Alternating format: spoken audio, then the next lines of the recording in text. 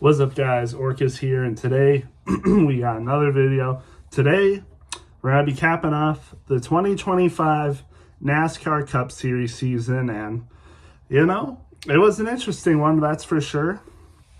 There was a lot of good races this year, actually, like a lot of good races.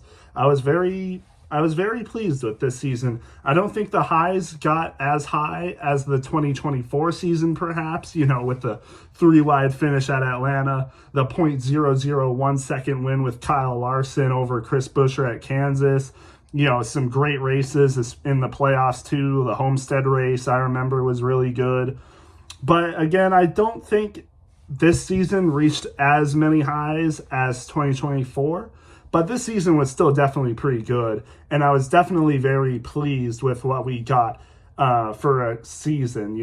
There was still a lot of good things to talk about. I mean, season opened up pretty good, I would say. Pretty good.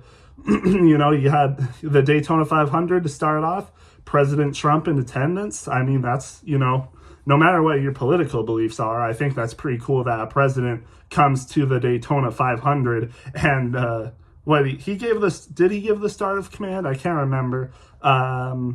Maybe not the start of command, but he was like the grand marshal or something. He drove his car around the track, all that jazz. And then, the race started, we got 12 laps in, and then it started raining and we had a red flag. So, that was a little rough. We got it back going, ran a little bit more, and then we got another red flag for rain. So it was like, all right, this isn't a great start, but then we were able to get going on the same day.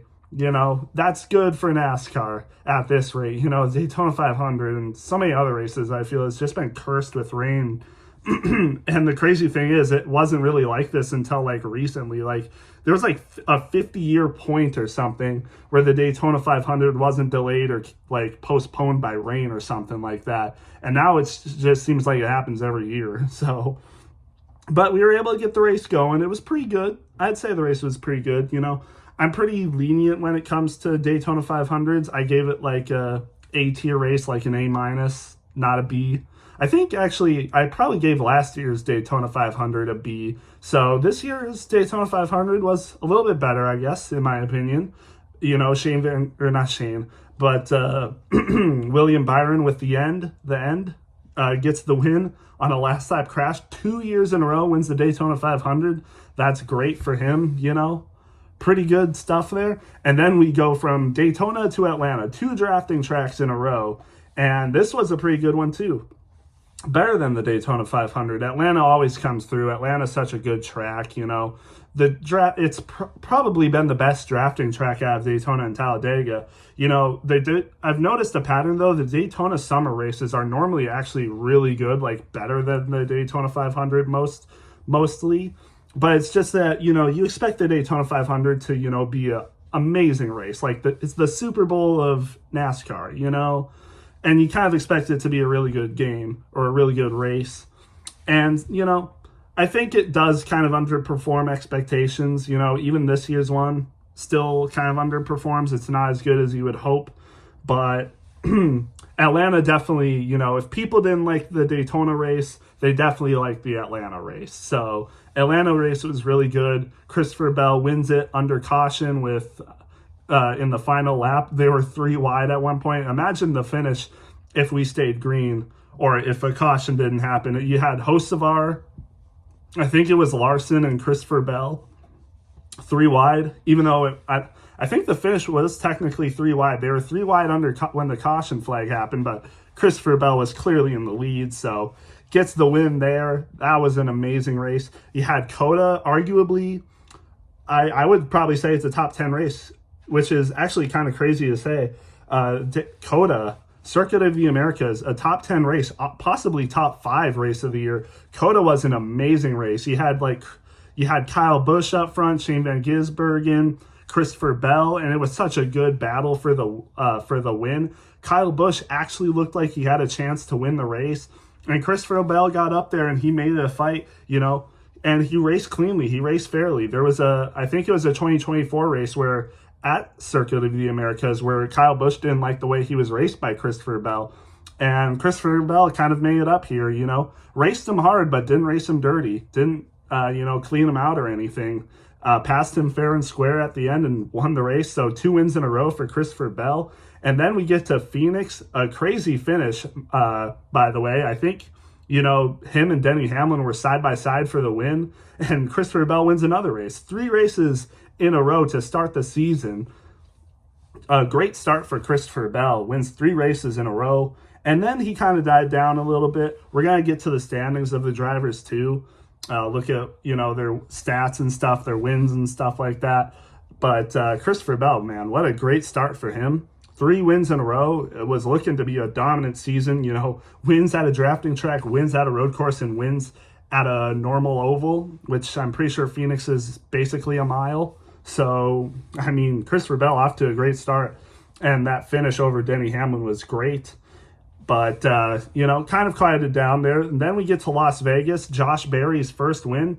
Josh Berry had a great start to the season as well. Gets a legitimate win at Las Vegas. Had the speed all day. Did really good. I'm pretty sure he was good at Phoenix as well. But, yeah, just did really good at Las Vegas. Ended up getting the win. Good stuff for him. Yeah, we can't really say much. And then it kind of did drop down. But Josh Berry had some good finishes here and there. We'll get to him. But, yeah, gets his first win in the Cup Series, the only first-time winner in the Cup Series, mind you. So fifth race into the season, and gets his first win, and that's the only first-time Cup winner we get for the rest of the year. So, but still, it's cool to see a first-time winner in the Cup Series. So that was a good job for Josh Berry. Had some good other runs here and there. Could have possibly had other wins, But, good race for him overall. So then we got to Homestead, decent race. I'm pretty sure Bowman was in the lead, close to the end of the race, but Kyle Larson was just faster, and Kyle Larson ended up winning that race, I believe. Bowman kind of, let him get by, didn't really race him too hard, to be honest. And there was a little bit of controversy about that, I remember.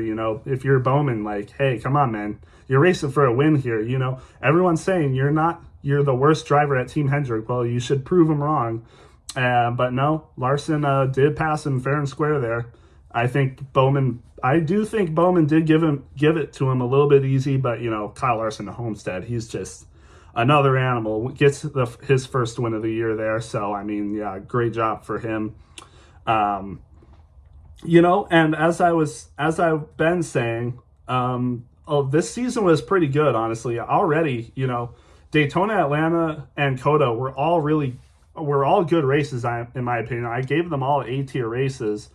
But then, we get to Phoenix, Las Vegas, Homestead. They're still pretty good, too, I would say. I gave them B-tier races. But then, we kind of hit a dead end here, We kind of get to some bad races. Martinsville and Darlington, kind of snooze fest, I'm not going to lie. Those were not fun races at all. If you asked me who won those races, I couldn't even tell you. It was Martinsville and Darlington. I would guess maybe Kyle Larson won one of those as well. But I know he didn't win Darlington because he crashed out of that race really early and then came back and crashed again. So, yeah, that was a bad race for Kyle Larson, Darlington was. But he might have won Martinsville. I can't. Maybe Denny Hamlin. Denny Hamlin probably won one of these races. So, good for him. Maybe he won both. Not sure. Because Denny Hamlin did have a great season. We'll get more to that. But, yeah, Martinsville and Darlington were just not great races. And then Bristol as well. Also not really great. I would say it was a little bit better than Martinsville and Darlington, but really not by much. Kind of wish the tire fall off of 2024 and later in the year kind of happened in this race, but it didn't. And then we get to Talladega. I thought it was better, but, a lot of people complaining about gridlock and stuff, definitely understandable. You kind of hope more for Talladega as well. I only gave it a 8 out of 10, which if my grading scale is still only a B tier race. So not amazing by any means, but I still thought it was better than the previous 3. Maybe I was just excited to finally get a super speedway over those snooze fests. So, and it was an exciting finish, honestly. It was Priest and Cindric side by side, Cindric wins the race, is the only win of the season. Priest ended up getting DQ'd, I remember. But it was a nice, finish at the time, but it was just gridlock, It was not amazing, but I still thought it was okay. Texas, 8.2 out of 10. I gave it another B, but I looked back on that race, and I can't believe the amount of cautions that happened during that race because of the surface. Holy shoot. It was a good finish, though, wasn't it? Joey Logano ended up winning that race. Michael McDowell was in contention, got passed, and then crashed, unfortunately for him. But I thought that was a good finish, so that's probably why I put it up higher. Kansas was kind of, we're used to being Kansas being one of the better races of the year. This year, for the spring race anyway, it wasn't the greatest. I actually had it lower than Talladega and Texas. I'm going to actually do a separate video ranking every race from worst to best. So you're kind of getting a preview here, which ones I like more than others, but I'll make a separate video on that. And then you get to Charlotte. Charlotte, great race. I mean, what a finish, This just felt like an orchestra. Like, I compare it to like a symphony, like just a beautiful written symphony. That's what Charlotte was. I just, it was so good, man.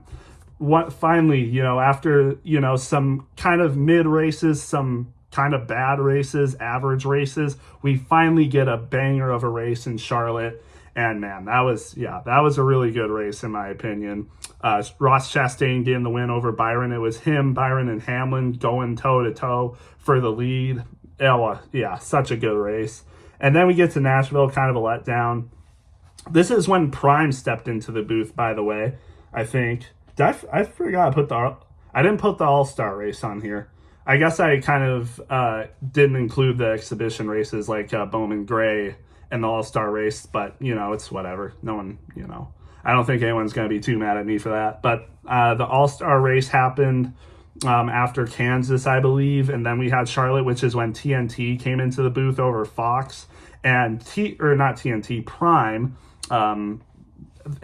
came into Charlotte, and man, they did a great job. Prime, probably my favorite broadcast of the year. I mean, just the effort they put into it with the pre-race, during the broadcast, and then the post-race too. They had like an hour post-race. They had like 1 hour post-race shows. It was so good, man. Like, if we could just have that every year for all the races, oh man, we would be in heaven. We would be cooking with NASCAR, man.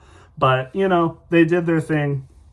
Wish it was longer. I think it was, 5 races or something like that. I think they ended after Pocono, and that's when TNT came in, which, we'll get to. But Nashville, I thought, wasn't a great race. I gave that a C. Don't really need to talk about that one all that much.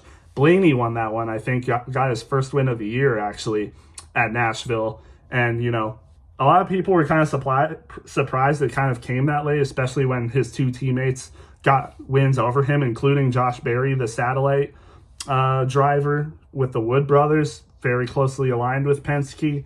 A lot of people were surprised Blaney was the last one to get a win over all those guys, those 3, but finally gets the win there. Good for him. Then we get to Michigan. Michigan's always good. I gave it an 8.3, almost an A-tier race. Definitely better than a lot of other races.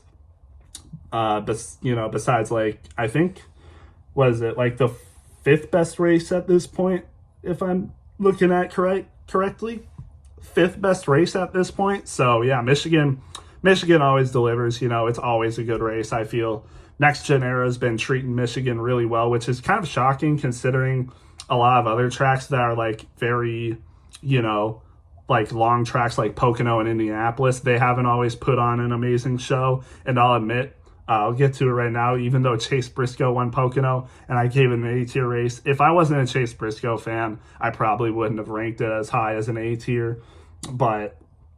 And also Indianapolis, like I said, it was still good, but, I think Michigan, I think it's probably one of the best, long tracks. You got the intermediate tracks. I would say Michigan is probably one of the better long tracks that doesn't include drafting, because Talladega and Daytona are over 2 miles and they have drafting. But I'm saying for the tracks that don't have drafting, that are like longer races, like over 1.5 miles.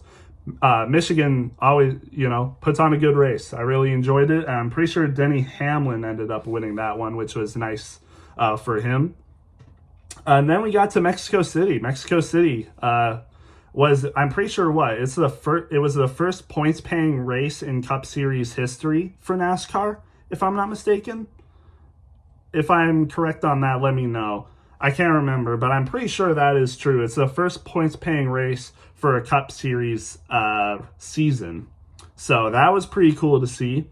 I think the racing could have been a little better, but I think it was really cool to be at Mexico City for a race, And they're not doing it next year, but maybe in the future they'll go back to it. We'll just have to wait and see. Shane Van Gisbergen ended up getting that win. His first win of the year, by the way. Didn't end up winning COTA, which I think was kind of a shock.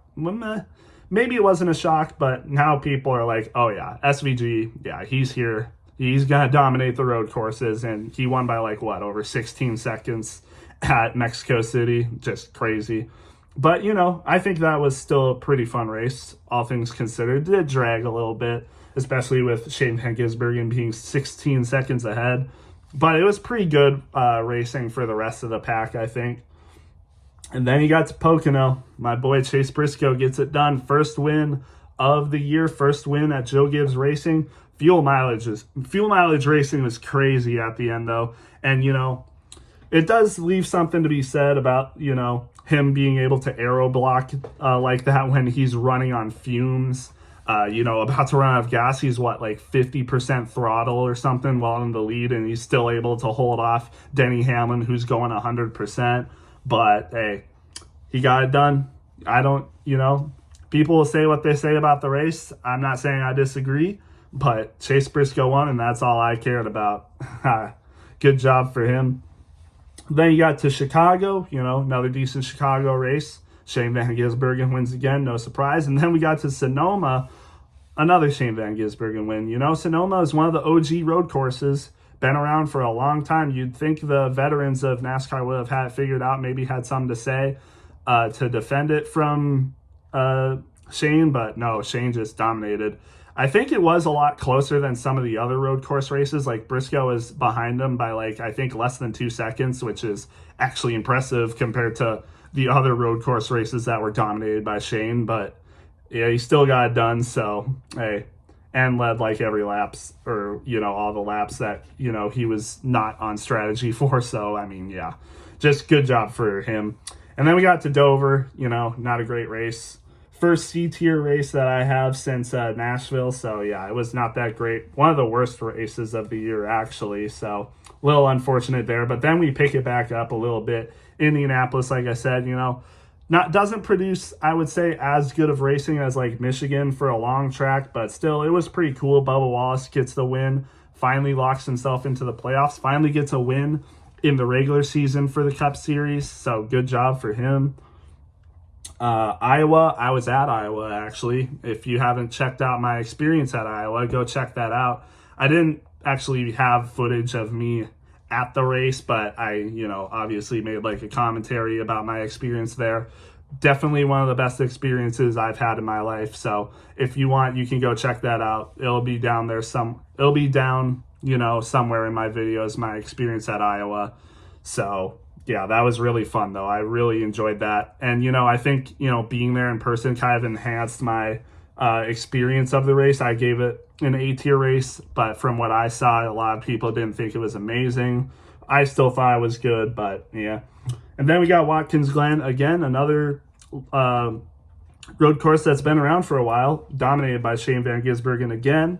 And, this was kind of not a great Watkins Glen race, maybe because it was dominated so hard. But, hey, they're moving it to May this year, which is kind of crazy. So we'll see how that does. Richmond, pretty good race as well. Austin Dillon ended up winning that win, redeeming himself from last year the way he won it. He won it legitimately this year, so you can't really say much. So good for him. And then Daytona 2, the regular season finale, man. Great race, honestly. Really good race, Definitely one of the best races of the year. So I was very, very happy with that one. I really enjoyed that race. So, Blaney ended up taking it over a lot of people who were contending for the win to lock themselves into the playoffs. And Blaney just stole it from him. That was actually pretty good. And, there wasn't a crazy amount of wrecks in this race either. There was like no big one, I'm pretty sure, which is kind of shocking. But no crazy wreck. I didn't even mention the Ryan Preece flip in the Daytona 500. I think maybe that's like probably one of the highlights of the year, to be honest. That crazy flip. He does it again at Daytona. The 2023 summer race did it then. Had a crazy flip there, and Daytona 500 does it again. Preece is just, so unlucky. Bro's an astronaut. But yeah, this race was definitely a little more calm, but it was still really good racing. Like I said, I feel like the summer race almost always produces better racing than the Daytona 500. Not sure what it is, but hey, I would honestly kind of wish they switched the summer racing to the 500 racing, But hey, can't complain. Amazing race. And then we got to Darlington. Man, just so good for them. For Briscoe. Gets a win, man. Oh, so good. That was a fun race. Definitely one of the better races of the year. And maybe it's because I'm biased again. But I still thought that was a really good race. And I saw people saying that Darlington was a good race too. Just by a racing standpoint. Eric Jones actually showed up again. His Southern 500 skill returned. Nemechek also, Legacy made some improvements this year too. So good job to them. Gateway was a decent race, not amazing, but hey, Denny Hamlin ended up winning that. So Chase Briscoe wins at Darlington, locks to the round of 12.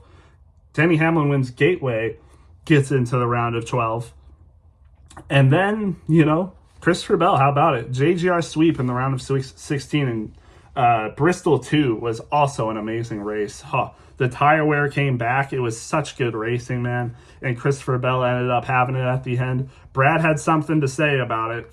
Tried to get him out, but it just ended up helping him. Bell gets the win there. After so long, after 3 wins in a row from Atlanta to Phoenix, we go on an insane stretch of races. Which by insane, it is hard to win the Cup Series, but for Christopher Bell standards, it was kind of a long time since he got another win. But ends up winning Bristol, locks himself into the round of 12. Great race, such a good race. Couldn't be happier about it. And then we got to New Hampshire, pretty decent race. Not much else to say about that. I'm pretty sure Denny Hamlin won that race as well, so good for him. And then we got to Kansas 2. In the playoffs, man. Kansas 2. The second race of Kansas, such a good race as well. One of the better races of the year. Bristol 2. We were on an insane stretch of good races. Personally for me, Iowa, I really liked. Darlington 2, I really liked. Richmond, Daytona, Bristol 2, Kansas 2. There was a lot of good races to end the season. Holy shoot. Really good stuff there. But, finish was crazy. Zane Smith wall riding. Can't do that. They banned that move. I'm surprised he didn't get a penalty for that. Crazy stuff there. NASCAR officiating at its worst. Again, no, I'm kidding. But, rides the wall, barrel rolls. Jeez. Haven't seen that at Kansas. That was wild. So 2 flips in the Cup Series this year. Flips are inevitable in NASCAR. They really can't do anything to stop it. No matter how they flip, it'll happen. So 2 flips in the Cup Series this year. One of them was at a 1.5 mile track, funny enough. So that's interesting. But yeah, the finish was also crazy. Denny Hamlin going for the win. Kind of puts Bubba Wallace up into the wall. Chase Elliott steals it for the win to get to the round of 8. Just a crazy finish. I can't believe that one still. That's still a crazy race. Then we got to the Roval, Shane Van Gisbergen domination. Did you expect anything less? Not a bad race. Knocked a good amount of people that were in contention out of the round of 12, specifically 23-11. Then we got to Las Vegas, emotional win for Denny Hamlin, 60th career win. And yeah, just amazing stuff for him. And that was his 6th win of the season, mind you. I'm gonna make a separate video because this one's already long. I'll just be kind of like race recaps of the season, and then I'll do a driver recap. But yeah, Denny Hamlin's 6th win of the year. Good stuff for him. An emotional win, yeah, such a good. It was a good race though, for sure. Definitely up there. I really enjoyed that one. Even though I didn't really watch all of it, I was kind of busy. I remember that day I didn't really watch it in completion. I think it's like actually New Hampshire and Las Vegas were like the only races this year I didn't watch in completion, I'm pretty sure. It's not because I didn't want to. It's because I was just busy with stuff. But yeah, New Hampshire and Las Vegas, I kind of put them around the same because I didn't watch all of it. But I just know that Denny Hamlin won Las Vegas. That's actually crazy. Both Denny Hamlin wins in the playoffs I didn't watch. So I watched Gateway and he won that one. So, but yeah, New Hampshire and Las Vegas both won by Denny Hamlin, if I'm not mistaken. And I wasn't really there to watch them in completion. I watched a good amount, but I didn't watch all of it. That's just all I'm saying. But yeah, just a great win for Denny Hamlin. Really good to see. And then Talladega too. Good race. Even, without my bias of Chase Briscoe winning, I think this was still a really good race. And people were saying the same, actually, like, oh, wow, this was an improvement from the gridlock we had at Talladega in the spring. That is true. There wasn't really like gridlock like that in this race. There was still the fuel saving. I didn't really mention that. There was still the fuel saving. So, it wasn't, it could have been better, but for, super speedway standpoints, for a Talladega standpoint, from what we've seen recently, this was a good race. And yeah, especially with Chase Briscoe winning, that definitely helped me enjoy it a lot more. Locks himself into the championship 4, just awesome stuff. Then you had Martinsville 2, the race before the championship, also pretty decent, I would say. It wasn't amazing by any means, but I still enjoyed it.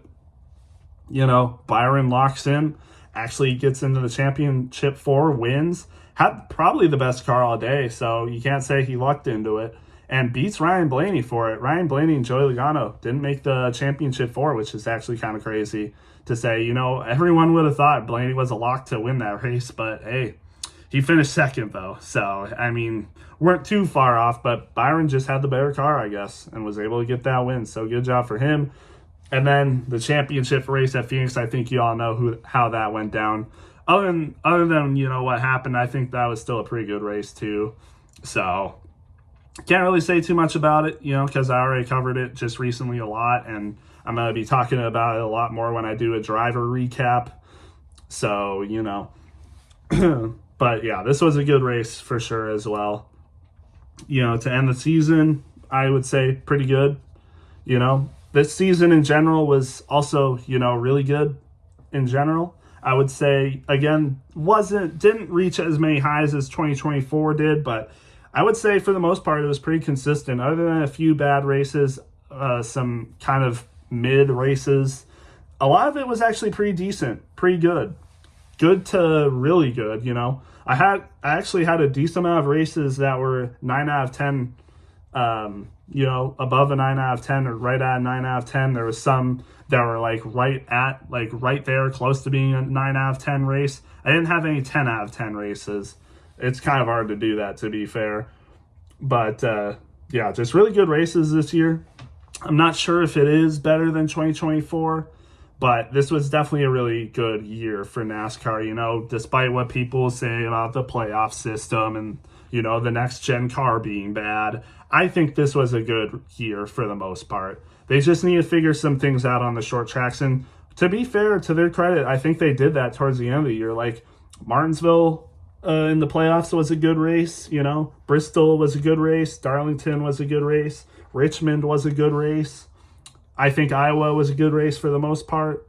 Dover, wasn't the greatest, but I mean, still, I think they kind of, figure it out at the end of the season. I don't know if it really is a next-gen car problem, to be honest. I think they just figure things out later in the season. It kind of starts a little bit iffy for some races, but then it gets better. So And, you might need to thank Goodyear Tires for that as well. Goodyear Tires does a great job. So maybe there is some changes they need to be made to the car. But I think, for the most part, we're still seeing some really good racing for the most part. Like, there's definitely a lot more good to great races than average or bad races, I would say. So that's just what I think, though. I think this was a really good year. If I had to rank the whole year, I'd probably give it a B, to be honest, because a lot of the races were B tier, had a decent amount of C tier races, had some really good races as well, but, I wouldn't say any of them were like S tier, like amazing 10 out of 10 races, but hey, I'm kind of a little bit stricter on races compared to like, when I rank like Star Wars. I have a lot of 10 out of 10 episodes, whatever, blah, blah, blah. But yeah, I mean, still such good stuff. Not much to complain about. Really good year. I think Kyle Larson is also a deserving champion, which I think a lot of people were very controversial about the 2024 champion, even though I'm fine with the 2024 champion. It's nice to see that a lot of people were fine with Kyle Larson being the champion this year, although, perhaps Denny Hamlin probably should have been. He had that race locked up and then just a crash with 3 laps left and then he loses it. Should have taken 2 tires though. You have to be ahead of Larson. I would have played defense there, to be honest. I don't know why you go on offense there. But I've already said that a lot. But yeah.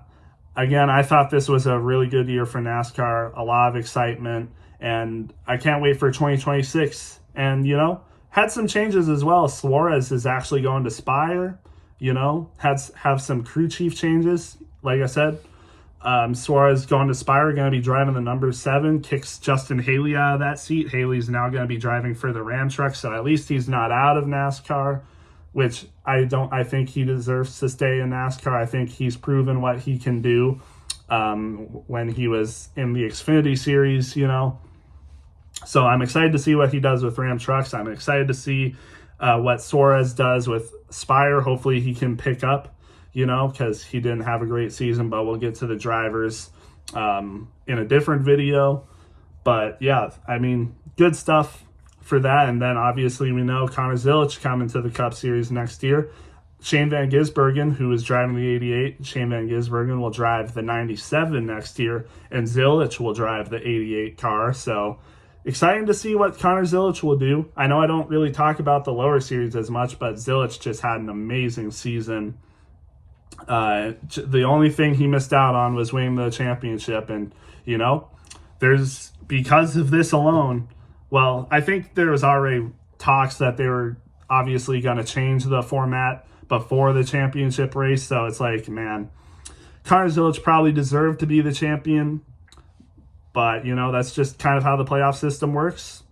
Jesse Love won it, but yeah.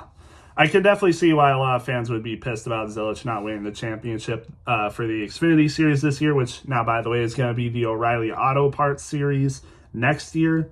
I would just call it the O'Reilly Series, to be honest. But, yeah, Zilisch coming to the Cup Series is definitely going to be interesting. I wonder how good he's going to be in Trackhouse equipment because, hey, Ross Chastain, as we've seen, is always a consistent playoff driver, is always good for like at least one win in the year. Shane Van Gisbergen, obviously dominant on his road courses, did improve a little bit on the ovals as the year went on. So we'll see how much he can improve on the ovals in 2026. And then with Connor Zilisch, yeah, we'll just wait and see what he can do. But, I think there's going to be a lot of high expectations for him. I feel like a lot of people are going to expect him to get a win, to be honest. I think people are going to expect him to, possibly make the playoffs depending on what the format is. But depending on what the format is, maybe people won't expect him to be in the playoffs. Maybe they'll just expect him to get like a win or two. But hey, it's going to be fun next year though. So definitely going to be fun. But that's just a recap on the 2025 season. Again, I'll make a driver's recap in a separate video because this one's already long. But yeah, let me know what you guys thought about the season. Again, I thought it was really good. I can't wait for next season. I'm already missing NASCAR. Already been over a week without it. It's getting to me, you know. I miss it already. And, you know, watching the Vikings, the Minnesota Vikings for the NFL isn't really helping with that because, you know, they're not amazing this year. But, hey, again, let me know what you guys thought, and I'll see you in the next one.